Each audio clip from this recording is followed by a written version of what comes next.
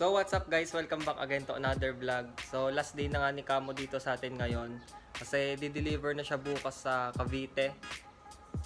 Naisipan ko siyang gawan ng vlog ngayon, tapos niyaya ko yung pinsan ko na mag-promote ng ating clothing na Team Garute. Tapos sasali natin si Kamo. Yun, pinsan ko yung magiging model natin. Pero bago yun guys, papalinis muna natin si Kamo kasi sobrang dumi niya. Yan o. So, ipapa-car wash ko na lang siya kasi hindi ko na siya kaya linisin ngayon. Magagahol tayo sa oras. So, let's go.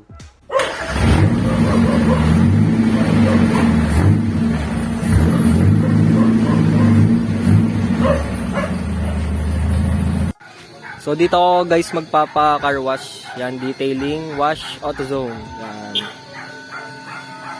Nandito rin yung isa ng yung nagpapagawa sa atin ito. Yan. Pero kinuha na niya yung kanya. Yan, box type.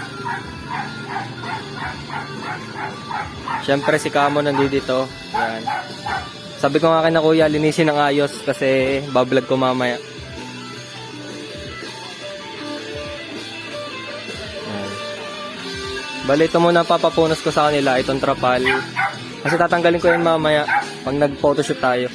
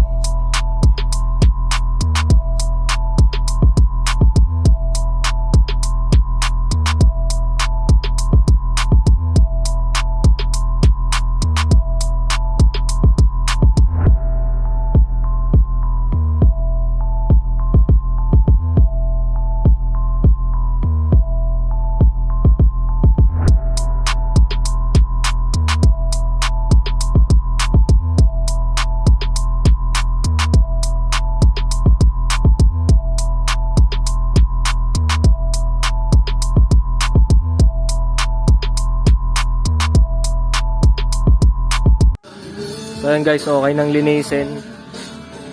So susundin ko na lang si Step, yung ating magiging model ngayon.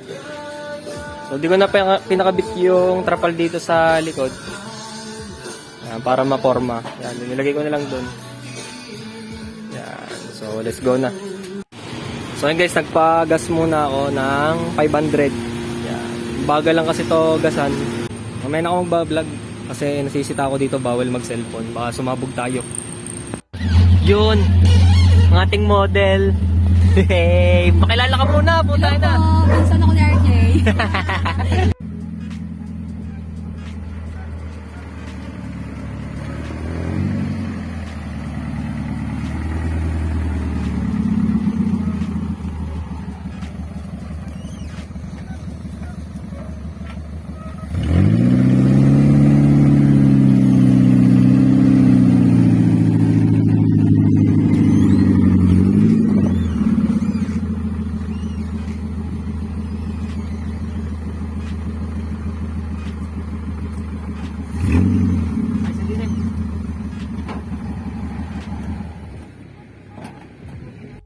So yun nga, hi guys! Ako nga pala si Stephanie, pinsan ako ni RJ.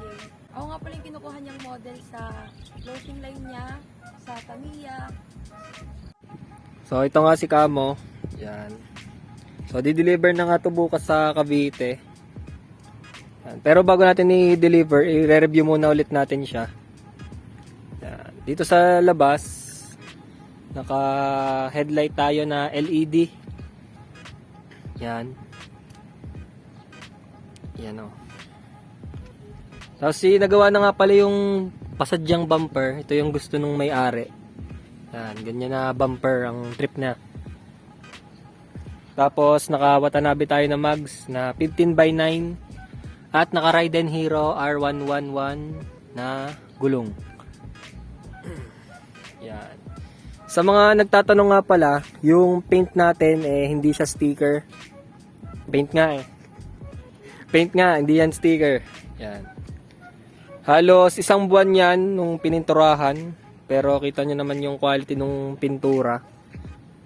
Kumbaga, matagal siyang pininturahan pero worth it naman yung paghihintay natin dito. Dun sa huli kong vlog, wala pa siyang side mirror pero ngayon meron na siya. Yan, ito yung ginamit namin. Ordinary lang to, pero bagay naman siya. Ayan o, tingnan nyo. Tapos yung ating trapal, natatanggal yan. Ito yung sa likod. Yan. Dito sa likod, gumamit lang tayo ng ordinary na ilaw. Yan. Hindi siya orig na hela.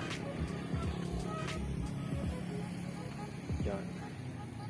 Tapos sa interior naman, Momo steering wheel, spark ko na quick release. Yan. Tapos mga gauges natin dyan.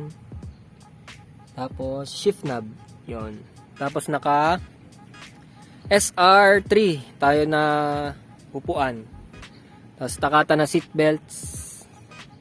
Yan. Yan lang yung meron sa ating camouflage na Joelton inspired owner type Jeep. At 4K na engine. Yan. Hindi ko napapakita guys yung engine nito kasi hindi ko na nalinis. Hindi ko na rin napalinis kanina. Yan. So tutuloy na natin yung pagpipicture dito sa ating model na si Stephanie.